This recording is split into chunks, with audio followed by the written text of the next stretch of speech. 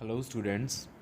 In this video we are going to discuss about very important reactions, a very important reaction of alkenes, that is hydroboration oxidation reaction of alkenes to yield alcohols.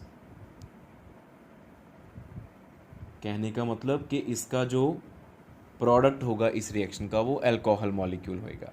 तो reaction बहुत ही simple है। First of all हम reaction पढ़ेंगे, फिर हम देखेंगे कि वो कैसे होती है, उसका मैकेनिज्म क्या है, उसकी रेडियो सिलेक्टिविटी क्या है। तो ये हमारे पास एक सिंपल एल्कीन है।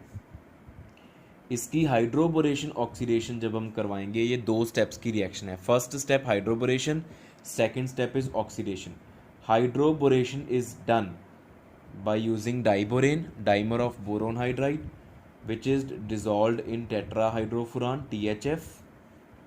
And second step is oxidation, which is carried out by hydrogen peroxide, alkaline hydrogen peroxide, not acidic, basic alkaline, किसी बेस में डिजोल्व कर रखा है। तो ये जब हम दो स्टेप्स लगाएंगे एल्कीन के ऊपर, तो हमारे पास क्या बनेगा, हमारे पास अल्कोहल बनेगी। मैं आपको रिएक्शन को सिंपल भाषा में समझाता हूँ, आप ये सब भूल जाओ।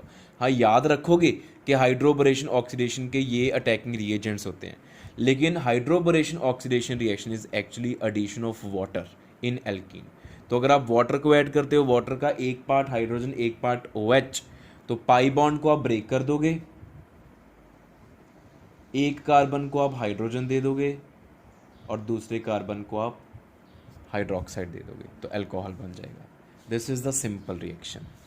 For example, we have CH2 double bond CH2 and you add, पहले आपने ऐड करा डाइबोरेन। डाइबोरेन को आप B2H6 भी लिख सकते हो, BH3 ट्वाइस भी लिख सकते हो, B2H6 भी लिख सकते हो।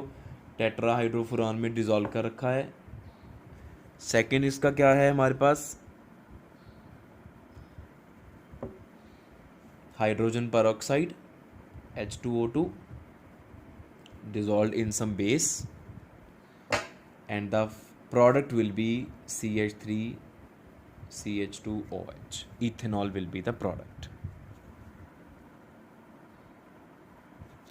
Another example, अभी हम अनसिमेट्रिकल एल्कीन की बात करते हैं। CH3 CH double bond CH2, this is propene. अगर इसकी आप हाइड्रोबोरेशन ऑक्सीडेशन रिएक्शन करवाओगे, डाइबोरेन पहला स्टेप, दूसरा स्टेप हाइड्रोजन पेरोक्साइड H2O2।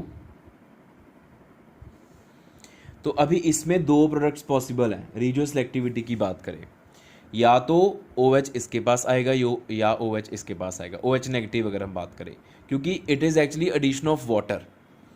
ठीक है, मैं अगर आपको समझनी है रिएक्शन, सिंपल याद करनी है, तो रिएजेंट्स तो आपको याद करने पड़ेंगे, लेकिन प्रोडक्ट वाटर ऐड करने से ही बन जाता है। ठीक है, वाटर आपको कहीं पे भी दिखाई नहीं देना। जब मैं आपको इसका मैकेनिज्म करवाऊंगा, you will not see anywhere the water attacking upon alkene. ये तो याद रखने के लिए बताया मैंने आपको। तो एडिशन जो है वो एंटी मार्कोवनिकॉफ है।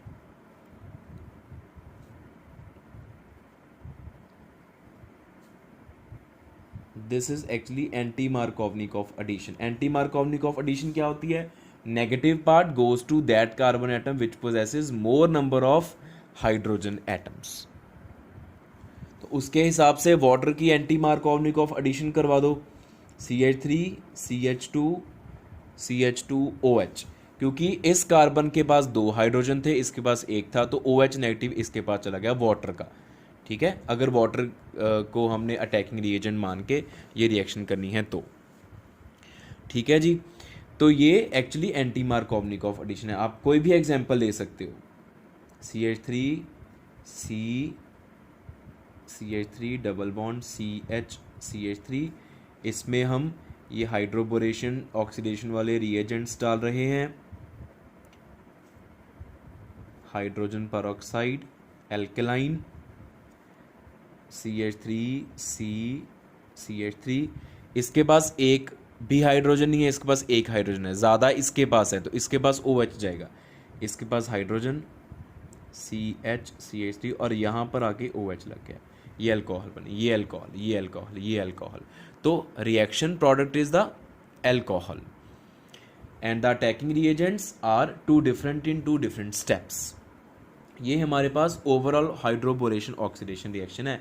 First step is hydroboration, second step is oxidation. तो अभी हम क्या करेंगे, अभी हम इन दोनों स्टेप्स को अलग अलग पढ़ेंगे. Step 1 that is hydroboration.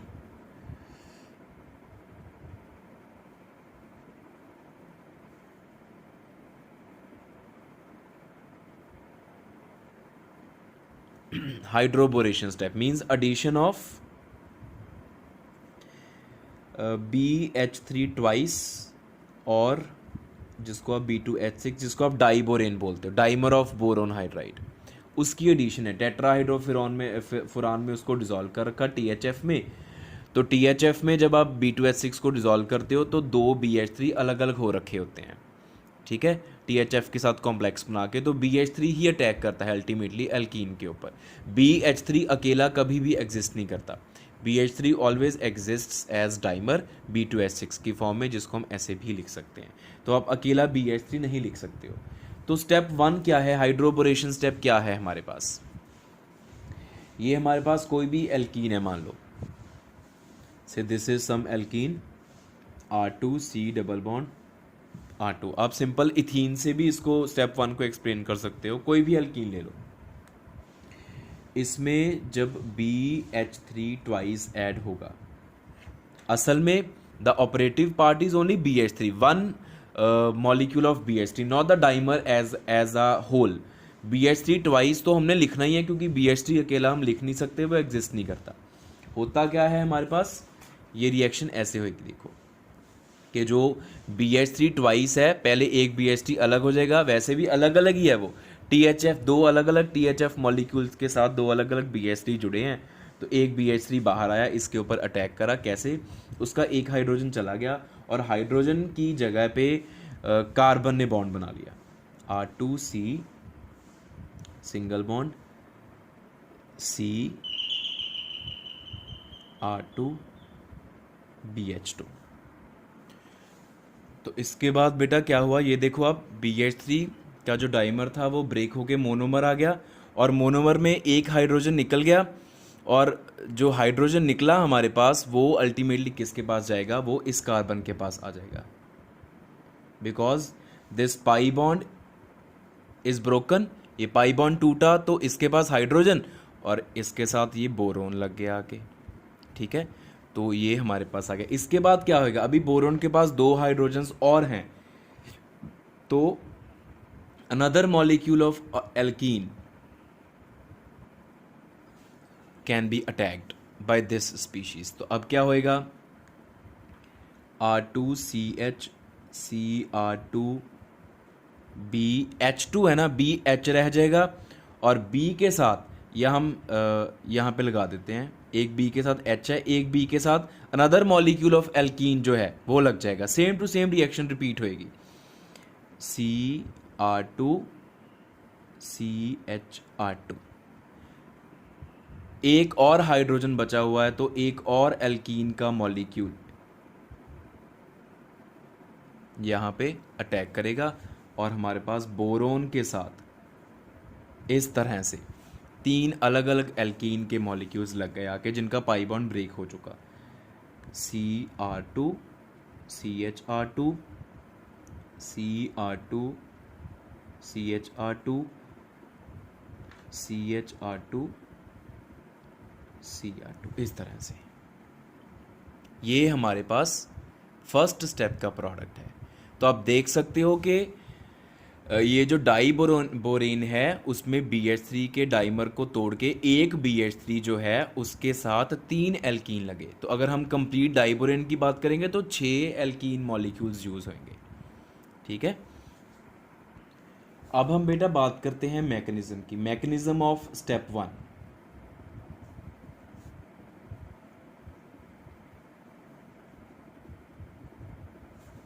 Step 1 में क्या है, BH3 और एल्कीन मॉलिक्यूल्स की आपस में कॉम्बिनेशन है. एक BH3 के लिए तीन एल्कीन मॉलिक्यूल्स जो हैं वो लगेंगे, यूज होंगे. तो रिएक्शन स्टार्ट्स इन अ वे कि जो BH3 है it is electron deficient. BH3 is electron deficient because it is having 6 valence electrons, octet rule के हिसाब से 8 होने चाहिए, तो boron is electron deficient, 2 electrons की कमी है। तो बोरोन इलेक्ट्रॉन डेफिशिएंट होने की वजह से कोई भी न्यूक्लियोफाइल जो है उसके ऊपर अटैक कर सकता है। बोरोन इज इलेक्ट्रोफाइल, इसको इलेक्ट्रॉन्स चाहिए, ठीक है। और एल्कीन जो है इट इज़ अ न्यूक्लियोफाइल, उसके पास एक्स्ट्रा पाई इलेक्ट्रॉन्स होते हैं, तो इस तरह से अटैक होएगा। CH डबल बॉन्ड CH2 और यहाँ पे है हमारे पास BH3। This is concerted mechanism. Concerted mechanism mean single step mechanism है ये। इसमें क्या होता है असल में कि अगर हम BH3 को तोड़ के लिखेंगे तो ज़्यादा अच्छा समझ आएगा हमें। In this way the reaction is to take place. Transition state आती है हमेशा सिंगल स्टेप में। तो ये जो पाई बॉन्ड है, ये वाले इलेक्ट्रॉन्स, दिस कार्बन, ये पाई इलेक्ट्रॉन्स को इस कार्बन से लेके बोरोन के साथ शेयर करता है, बिकॉज बोरोन को इलेक्ट्रॉन्स चाहिए। तो these pi electrons are shared by this carbon with the boron. तो बोरोन के ऊपर नेगेटिव चार्ज इंड्यूस हो जाएगा, एक्स्ट्रा इलेक्ट्रॉन्स, क्योंकि कार्बन लेके आया इलेक्ट्रॉन्स, तो बोरोन के ऊपर नेगेटिव चार्ज। तो उस नेगेटिव चार्ज को ख़त्म करने के लिए ये जो हाइड्रोजन है ये इलेक्ट्रॉन पेयर लेके इस कार्बन के ऊपर अटैक कर देगा, क्योंकि इस कार्बन के ऊपर पॉजिटिव चार्ज आया। जब ये दोनों इलेक्ट्रॉन्स कार्बन ले गया बोरोन के पास, तो इस कार्बन के पास आ गया पॉजिटिव चार्ज। वो पॉजिटिव चार्ज कैसे ख़त्म हुआ, ये हाइड्रोजन इलेक्ट्रॉन पेयर लेके इधर को आ गया। तो अभी ट्रांजिशन स्टेट हमने कैसे ड्रॉ करनी है, देखो, how do we draw transition state. Transition state मैंने आपको पहले भी बता रखा है कि ट्रांजिशन स्टेट में क्या होता है, जो बॉन्ड्स ब्रेक करने होते हैं और जो बॉन्ड्स नए बनने होते हैं उन सबको हम पार्शियल शो करते हैं, डॉटेड शो करते हैं। तो वो हम कैसे शो करते हैं, देखो, ये एक बॉन्ड, दूसरा dotted, pi bond dotted, carbon CH2, इस कार्बन का बोरोन के साथ बॉन्ड डॉटेड, बोरोन का ये हाइड्रोजन के साथ जो बॉन्ड है वो ब्रेक कर रहा है ना, वो भी डॉटेड। ये हाइड्रोजन का कार्बन के साथ बॉन्ड बन रहा है, वो भी डॉटेड। बाकी 2 हाइड्रोजन एज सच। ये ट्रांजिशन स्टेट है, this is the transition state.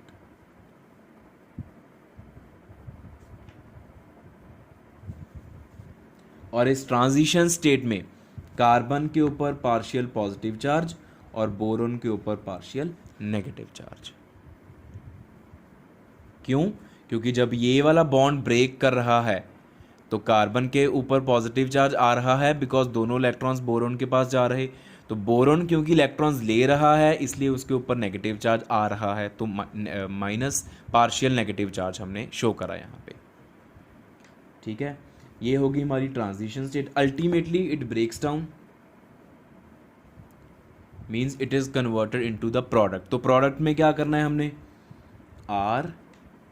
RCH2, क्योंकि ये हाइड्रोजन कार्बन के पास जाना है, यहाँ पे बॉन्ड रह गया सिंगल CH2, इस कार्बन का बोरोन के साथ बॉन्ड, और बोरोन के पास 2 हाइड्रोजन बचे। अब इसके ऊपर further attack of alkene, again transition state, फिर प्रोडक्ट, उसके ऊपर फर्दर अटैक ऑफ एल्कीन। तो 2 बार इसके ऊपर +2 moles of 2 molecules of RCH double bond CH2 following the same mechanism.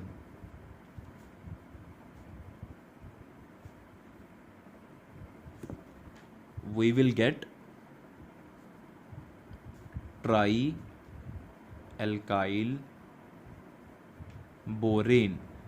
Try alkyl borane, boron के साथ 3 एल्काइल ग्रुप लग जाएंगे ऐसे, जो हमने पहले बना के आए थे हम। RCH2B, ये बोरोन के साथ 3 लग जाएंगे, क्योंकि क्या होता है कि बारी बारी ये हाइड्रोजन निकल जाएंगे। पहले एक हाइड्रोजन निकला, फिर दूसरा निकलेगा, फिर तीसरा निकलेगा, और 3 एल्काइल ग्रुप लग गया। ये फर्स्ट स्टेप का मैकेनिज्म है। स्टेप 2, अच्छा सॉरी, स्टेप 2 से पहले एक बात और इम्पॉर्टेंट, कि ये जो BH3 है, BH3 attacks upon less substituted carbon. ये बहुत ही इम्पॉर्टेंट चीज़ है, देख लो आप। इस कार्बन के पास 2 हाइड्रोजन है, इस कार्बन के पास 1 हाइड्रोजन, एक एल्काइल ग्रुप है, तो इसकी सब्सटीट्यूशन कम है, इसके ऊपर less number of alkyl groups हैं। तो इसी के ऊपर BH3 ने अटैक करना है, जिसके ऊपर नंबर ऑफ एल्काइल ग्रुप्स कम होंगे, जिसके पास हाइड्रोजन ज़्यादा होंगे। रीज़न बीइंग स्टेरिक हिंड्रेंस कम मिलेगी उसको। BH3 will feel less steric hindrance because bulky groups कम होने की वजह से उसको स्टेरिक हिंड्रेंस नहीं मिलेगी, तो वो आराम से अटैक कर देगा। और एक रीज़न और है, वो ये है कि आप ट्रांजिशन स्टेट में देखो कि जो ये कार्बन है इसके ऊपर पॉजिटिव चार्ज आ गया, और पॉजिटिव चार्ज कब स्टेबल होता है? अगर कार्बन के ऊपर एल्काइल ग्रुप्स ज़्यादा लगे हों तो उसका पॉजिटिव चार्ज हमेशा स्टेबल होता है, because alkyl group is electron releasing group and electron releasing groups stabilise the positive charge. तो जो मोर सब्सटीट्यूटेड कार्बन होगी उसके ऊपर पॉजिटिव चार्ज अगर आएगा तो वो ज़्यादा स्टेबल पॉजिटिव चार्ज होगा, इसलिए BH3 attacks upon less substituted carbon. 2 reasons हो गए, इंपॉर्टेंट चीज़ है ये। अभी स्टेप 2 की बात करते हैं। Step 2 is oxidation bye hydrogen peroxide, alkaline hydrogen peroxide of trialkyl borane. जो अभी ऊपर वाले स्टेप में बना ट्राईएल्काइल बोरेन, उसकी ऑक्सीडेशन करवानी है। तो वो कैसे होती है? ये जो हाइड्रोजन peroxide है, in the presence of base, base क्या करता है? इसका H पॉजिटिव रिमूव कर देता है और हमारे पास ये आ जाता है। What is this? This is hydroperoxide ion.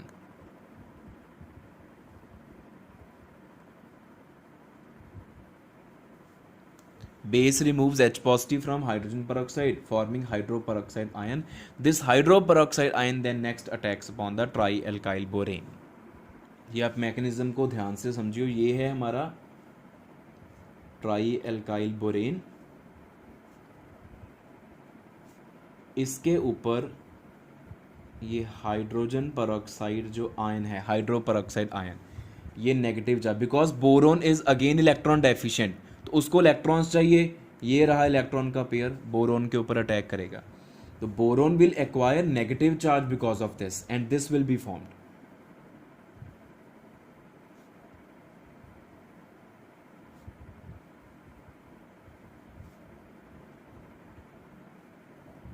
ये बोरोन लगा और इसके साथ ये हाइड्रोपेरोक्साइड का बॉन्ड बन गया और बोरोन के पास आ गया negative charge, because it has gained extra electron. ये negative charge electron pair boron के ऊपर अटैक करा। Next rearrangement will take place. A rearrangement will take place, kind of rearrangement. वो क्या होगा कि ये जो एल्काइल ग्रुप है, this alkyl group comes to the oxygen, because boron का नेगेटिव चार्ज एक्सेस इलेक्ट्रॉन्स, ठीक है, और ये वाले बॉन्ड के इलेक्ट्रॉन्स जो हैं वो एल्काइल ग्रुप लेके ऑक्सीजन के ऊपर अटैक करा और OH नेगेटिव बाहर निकल गया, -OH नेगेटिव। OH नेगेटिव का काम सिर्फ रिएक्शन को इनिशिएट करना, उसने यहाँ वहाँ से H पॉजिटिव निकाला ना बाहर, जो हमने अभी पेरोक्साइड से निकाला था OH नेगेटिव का। OH नेगेटिव अगर यूज़ हुआ तो बाहर भी तो निकलना है ना, तो OH नेगेटिव यहाँ से हमने रिमूव करा और हमारे पास ये आ गया RCH2CH2 RCH2CH2 बोरोन, और बोरोन के साथ एक लग गया OCH2CH2R। इसको हम बोलते हैं mono alkoxy di alkyl borane. Mono alkoxy di alkyl borane बोलते हैं हम इसको। ये एल्कॉक्सी ग्रुप है, ये 2 एल्काइल ग्रुप्स हैं। अभी नेक्स्ट क्या होगा? Next again this will attack hydroperoxide ion, attack upon boron,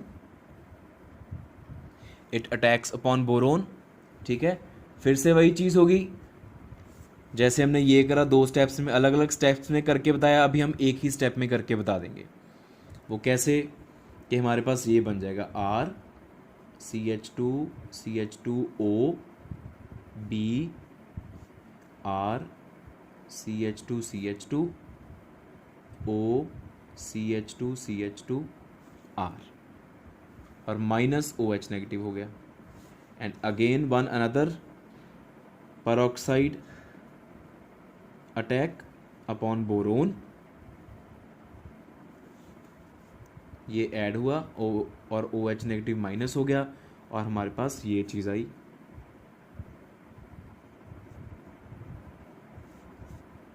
this is tri alkoxy borane, tri alkoxy borane. और लास्ट में क्या है, इसकी हाइड्रोलिसिस करेंगे हम। सोडियम हाइड्रोक्साइड के साथ कर सकते हैं, वाटर के साथ भी कर सकते हो आप। This is hydrolysis.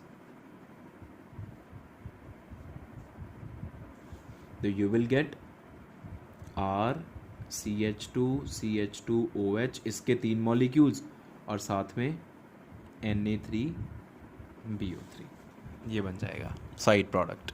And this is the alcohol which is the main product.